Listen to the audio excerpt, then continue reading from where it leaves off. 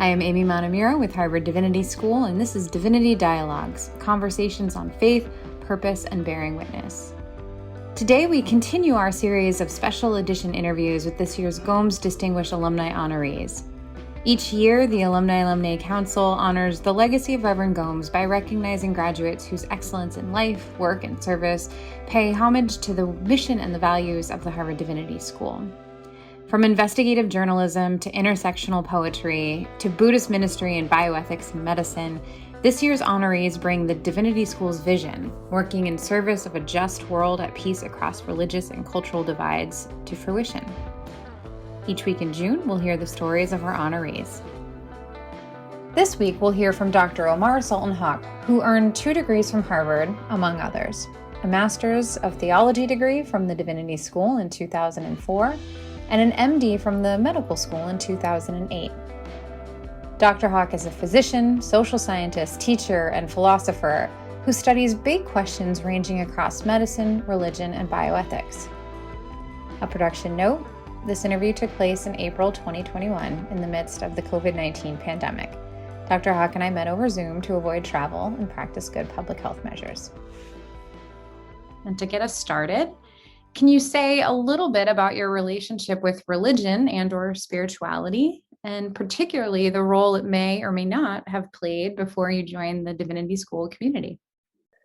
Sure. Well, I guess I'm a person who most of my life I was an atheist or naturalist in terms of my ontology and metaphysics, and meaning, I thought that science was sort of the royal road to truth, and nature was all there is, and I kind of was pretty into my studies. I studied neuroscience in college and also philosophy of religion, and then went to medical school here at Harvard and started studying more experimental social sciences. And looking back, I thought scientism was true in some sense, that natural science was the way to have reliable knowledge, and that maybe even the social sciences and humanities would be subsumed as branches of this, sort of in the vision of E.O. Wilson or my advisor, Steven Pinker at the time. Somewhat of a reductionist, I guess, but I started thinking over time. I went and did a doctorate in philosophy and religion, and studied specifically the philosophy of naturalism, and started thinking that there's some cracks in the ice there, that there had to be some non-naturalistic premises that were snuck into humanism. For example, the belief that we're fundamentally persons, that all of our mental and moral and aesthetic properties could be reduced to the description given in physics. Let me think, what else? I mean, the fact that we have human dignity, that we have human rights, those are not things you examine, if you dissect a person. Our moral equality, our fundamental moral equality, that's not based on our physical interchangeability, the obligations we have to disadvantaged persons, and so on. Many ontological as well as moral premises that I felt were not easily justified as a naturalist. And then I was a physician as well later on, and there was a whole journey there that intersected with my studies. But the Divinity School was a wonderful place where I launched into the philosophical and ethical dimensions of all of this. And now, were you a practicing physician before you came to the Divinity School? My philosophical and theological studies were interspersed throughout my scientific training, but I was not yet an independent attending physician at the time.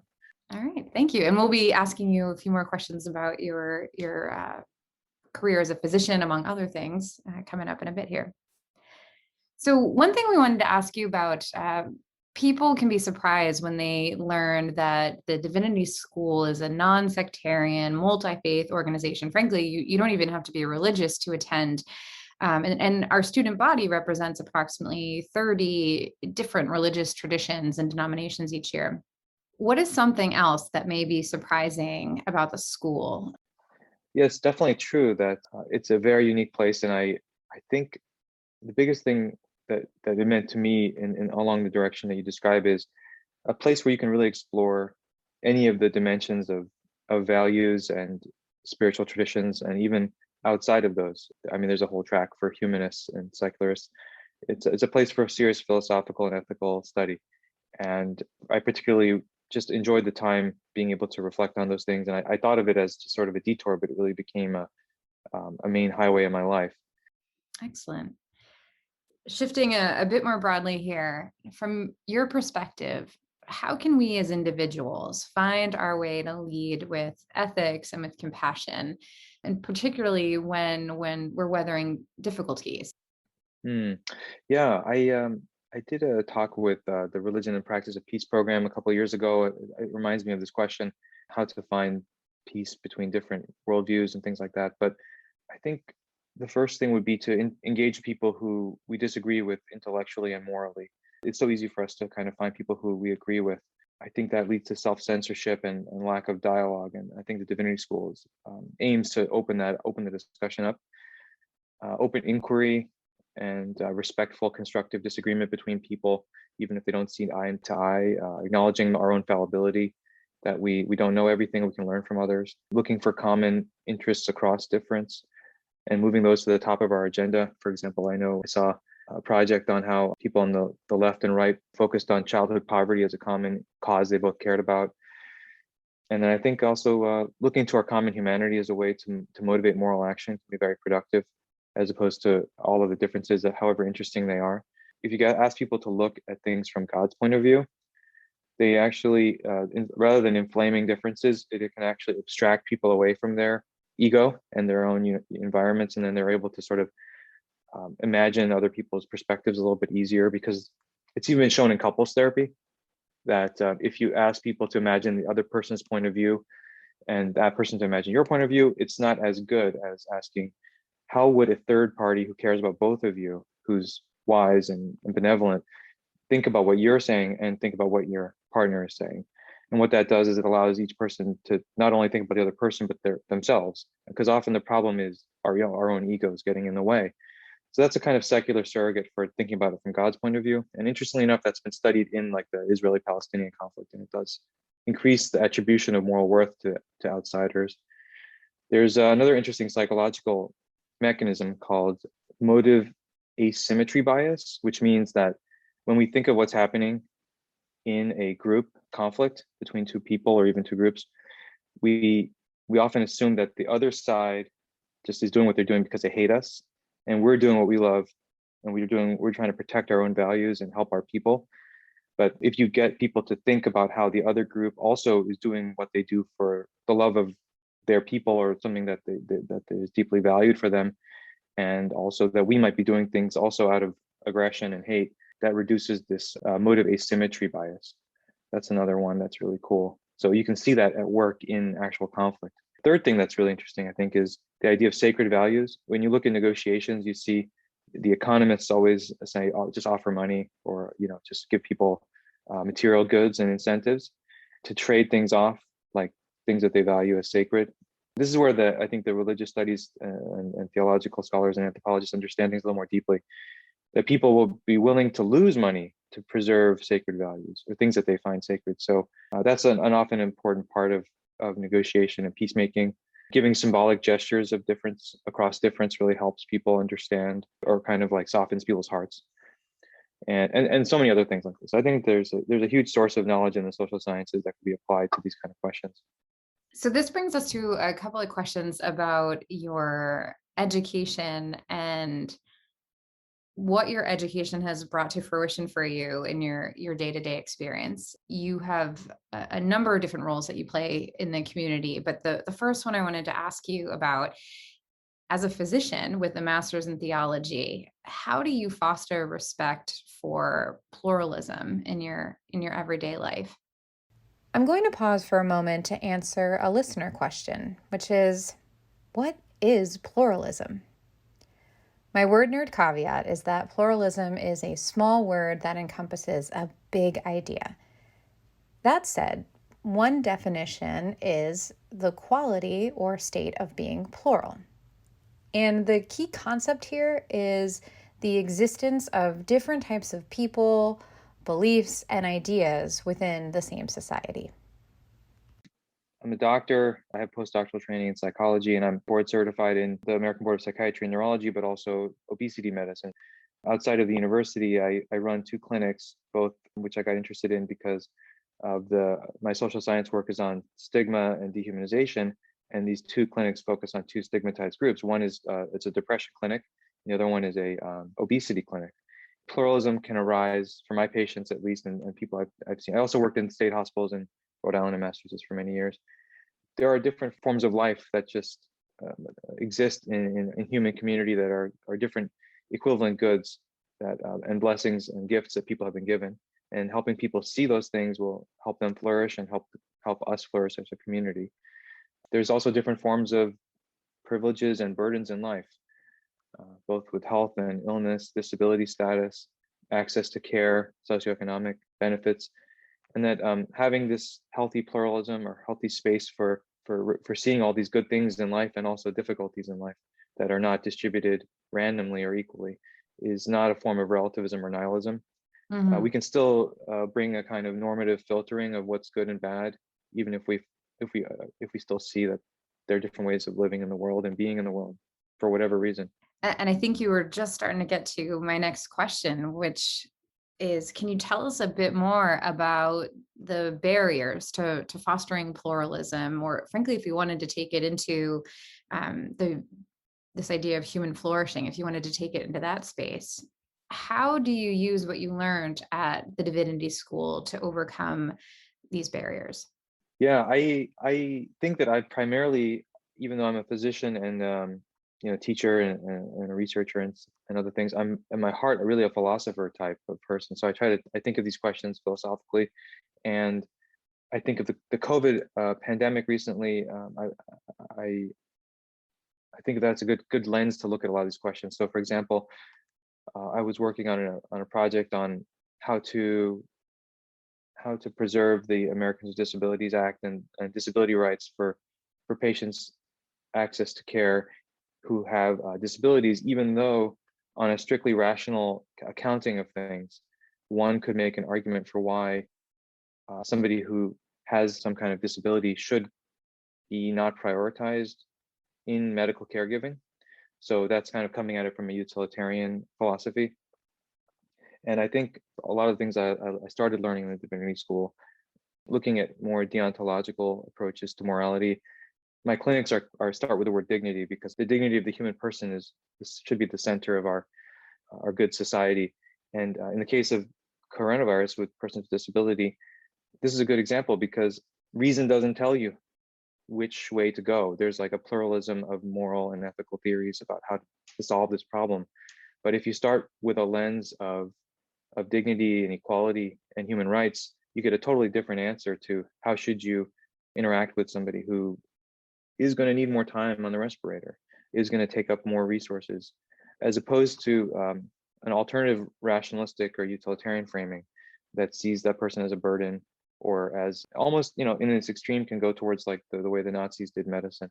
I did another piece on why doctors joined the Nazi Party, kind of analyzing some of these threads as well. But I think that's some of the things I picked up from in the Divinity School, how to see this real difficulty of pluralistic moral theories and deciding between them in a way that's fair and equitable. In addition to a medical career, you're, as you mentioned earlier, you're a social scientist, you're a philosopher, a teacher, and a writer. And can you just tell us a bit more about how you've woven together these many areas of expertise, which include global health, anthropology, religion, social psychology, bioethics, and law? And tell us a bit more about how your degree from HDS comes to light in this intellectual constellation. Yeah, thank you. That's a big question. I need to trace those threads a little bit. I think of, for example, the question of why did physicians who are, took the Hippocratic Oath, why would they join the Nazi Party, even though they seem to have an obligation to care for people? I think that's a good example of how a society can go in one direction, unmoored from any dedication to the sacredness of an individual person. So I think that's an example of something that I think I picked up. I think I got interested in the question of dehumanization also in medical settings, because, well, I also thought that, going through residency and becoming a physician is dehumanizing in many ways. So out of that dissatisfaction, I tried to turn that into a scholarly question. And the way we objectify and animalize or infantilize our patients as well as each other and ourselves, I tried to schematize that into a theory and try to expand on that and apply it to different populations to understand how interventions could be designed to improve things. But fundamentally behind that is the belief that we fundamentally are persons to begin with, and that there is something sacred about our humanity. Because you wouldn't really be upset about dehumanization if you didn't think that there was something good about being human. And then there was not only something good, but something sacred. So that's sort of a theological premise that snuck into a lot of our humanism. And I got interested in that question and tried to analyze it. So that's the social science side of it. The philosophy side of it is, if you really think that there's nothing unique about humanity, then we really have a hard time arguing for why we should allocate resources to us and not all the insects who are being killed in genocides in the forests right now. There's not something different between me and the chair I'm sitting on, not just in degree, not that a really, really complicated chair or a really, really complicated alarm clock would eventually be me and would be conscious and would have moral properties. That's also a form of dehumanization, to objectify a person. Thinking about that, I think there's something really deep about that, and that also inspired my interest in the question of dehumanization. And it applies directly to disability rights.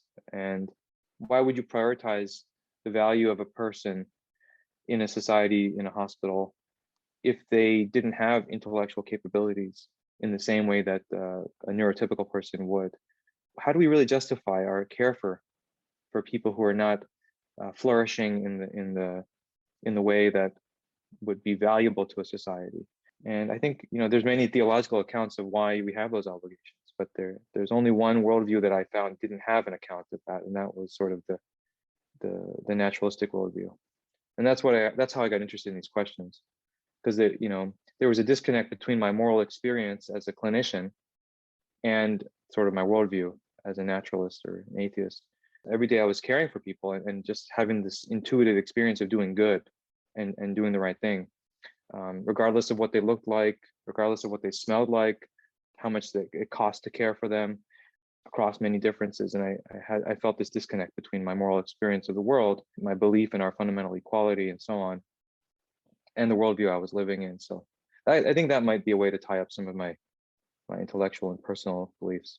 Thank you. If we can go one more question on that topic, if you don't mind. Not every physician has the same training, the same philosophical grounding. So I have to ask, how is it being out in the world, doing the very hard work that you're doing, especially in the midst of a global pandemic, and having that awareness with you that folks are sacred, and there is, as you said, this added layer of your understanding of your medical career? Yeah. You might ask yourself this question. Say you go to a hospital because you have an emergency, or you go to your outpatient clinician. What are they doing? Not in the sense of the mechanistic sense of how are they initiating pharmacology into your body, or how are they operating on something, but what's the point of what they're doing? What are they actually aiming to do with you?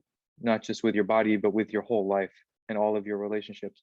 That's kind of a question we don't ask in medicine, but if you come at it from this philosophical or moral or spiritual tradition, you have to ask.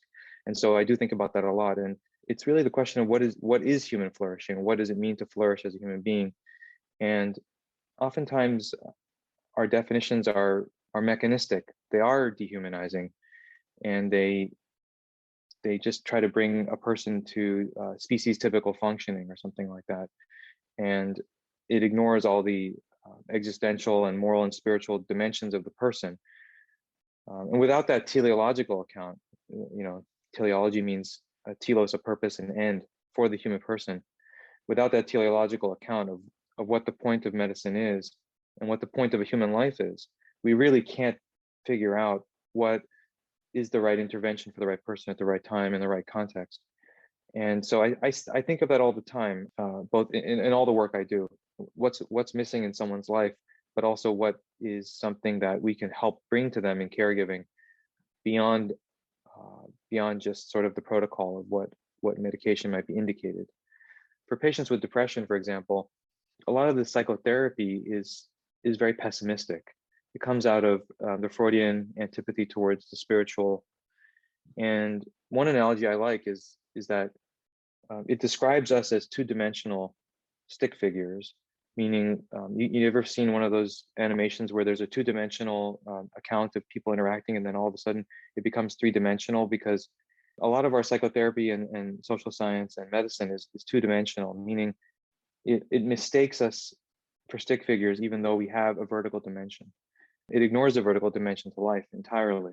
But nonetheless, our patients are vertical creatures. They live in 3 dimensions. But we as clinicians talk in 2 dimensions. And so that disconnect manifests all the time. Someone's depression could be entirely because they can't find forgiveness in their life in some way. And that touchy-feely thing. Now in studies, we know it changes gene expression. It changes blood flow to the brain in different ways. It changes all kinds of stuff in your neurochemistry. But someone starting off as a Freudian would never think of that kind of stuff. They wouldn't really put that. They would think of it as some kind of unconscious defense mechanism or some kind of epiphenomenon to something more basic, which is just pleasure seeking. The goal of life for a lot of the Enlightenment thinkers was we're just animals and we're just here to like find pleasure and avoid pain and then die. And as Freud says, the goal is to go from hysterical misery to everyday unhappiness. There's nothing beyond that, really. There's no concept of joy and flourishing and purpose and meaning and value. For the Marxists, value is an epiphenomenon of dialectical materialism, the superstructure of material forces. Those are abstract sounding ideas, but they manifest in people's lives in very concrete ways. Mm-hmm. When somebody dies and their spouse dies and they're trying to understand how to move past that event. If we only play our piano with a couple keys, we're not gonna make that symphony in life. And that's what our patients are living in, a symphony that they lost, and we're giving them only a couple keys to play with. I don't know how many more metaphors I have under my steam here, but there's so many ways to say it. That's great. So I'm hearing Freud could have taken a class in epigenetics and maybe human flourishing and would have learned a thing or two. Right on. Yeah. Yeah. So I would be remiss if I didn't point out you didn't learn all of this from Harvard, or at least what you learned from Harvard may have been validated by another university. Is that right? Right. Yes. I also went to Yale Divinity School and I did a master's degree there. I focused on meta-ethics and God and morality. And I was really interested in the question of what difference it makes to have God in or outside of morality. Does it add anything? Does it take anything away? And so I just spent a whole year thinking about that. I guess I can say, it made me more interested in the idea of human dignity, the basis of our moral equality, which is something that John Locke, for example, wrestled with as well. And he thought that you needed some kind of spiritual dimension to explain our moral equality. It cannot be based on some cognitive capacity because people vary in that. There's people get head injuries, or they are born with more or less of the whatever capacity we think is the grounds of our political equality. And then I think moral endurance is another feature that I studied. How do we make our moral commitments realizable in the long term? How do we endure through hardship? I think there's something else that I got into at that time, which is something that Immanuel Kant discussed and struggled with as well. How do we make doing good coincide with our own flourishing? How do we make, I think as the psalmist says, virtue and happiness meet? How do we flourish and also be virtuous? Because many times people flourish by being bad. Bad people flourish, and good people do not flourish sometimes, often. And sometimes doing the right thing means you don't flourish in the short term. So how do we solve that problem? Kant thought that we had to postulate some God or supernatural realm to help account for the assistance we believe we will find. And whether that's a self-fulfilling prophecy or itself metaphysical type of help. I thought that was really interesting because it's a problem. If you know that virtue and happiness do not align, I think it makes you less likely to be virtuous. And so there's a unique contribution you get from theology or the spiritual realm. So anyway, I got really deep into some of those questions. I'm still on the Harvard team, I think. We won't make you choose here. That's all. And then coming back to your time at Harvard, before we wrap up, I know that you had the honor of knowing Peter Gomes when you were here. If there's anything you'd like to share, a story or a memory, we wanted to give you some space to talk about Peter Gomes for a moment. Absolutely. I mean, what an amazing man. I first got interested in taking his class because everyone said he's an amazing lecturer, and he's just a profound speaker. And then I wandered into the class, and I just shopped it for a while. It was the big class he taught on the interpretation of the Bible. I just thought, well, even if I don't believe in any of the stuff, I gotta like at least listen to this maestro. And then I kind of got enraptured by it, and I got engaged by what he was saying, and I really got interested in the questions, hermeneutical questions, and the philosophical, theological questions. So I learned a ton, and then I even went back after I stopped being an atheist or naturalist, and I became a Christian. I went back and I reread his book, and I got more out of it than I ever did before. Because when I was initially going through it, I was more skeptical, but I was interested in him. But he really knew how to connect abstract ideas to people's lives. I guess as a pastor, as a preacher, I think he had such a compassionate heart too. And he was intimidating at first when I met him, and he would invite us to his house for tea, and he opened his doors to everyone, and I always remember that class fondly because he also had the best sense of humor, and I just remember laughing a lot in the class, which I didn't expect to. Very, very wonderful. Thank you for the chance to remember him. Thank you for sharing. Well, and that leads us to our final question. So the Divinity School's focus can often be characterized as making a world of difference. What are one or two tangible ways that everyday folks can help bring this HDS focus to fruition? I think what the Divinity School does to inspire people as well as to do something different on the university is that it doesn't come out of this tradition that says that the university is only searching for essentially objective, person independent knowledge that would exist even if everyone in the world didn't exist, like died. Natural science knowledge, for example. So that tradition comes out of scientism and positivism. I think what we can do to help people make a world of difference is see the university as having an essentially moral purpose, not an abstract intellectual or positivistic purpose. So if the university exists to pursue moral ends, and you as a student, as an alumnus, you also exist to do good in the world. You're not just a modem or a computer that's here to download information as efficiently as possible and spit it to your neighbor. And I think one of the most important ends is truth seeking. This is in itself like a normative aim of life, but it's only one aim among many. We must also seek goodness and beauty and the transcendent dimension of life. But even if we limited ourselves to truth seeking as our mission, then the truth that we would seek would include more than the truth of the natural sciences. It would include many other types of truth that are non-scientific knowledge. There is such a thing as non-scientific knowledge, moral, aesthetic, and religious knowledge. But then again, there's a danger as well. If we think of the university as existing only to pursue moral ends, we then cannot be too comfortable with the ends we decide to pursue. We can't close off inquiry into what our ends are. The process of finding out how to achieve those ends is. So there's a danger of a monoculture or an echo chamber too. So I think there's dangers on both sides. But I think that's a great way to make a world of a difference. Many thanks to Dr. Haque for his time, his insights on the many intersections of health and intellectual exploration, and his care for human flourishing.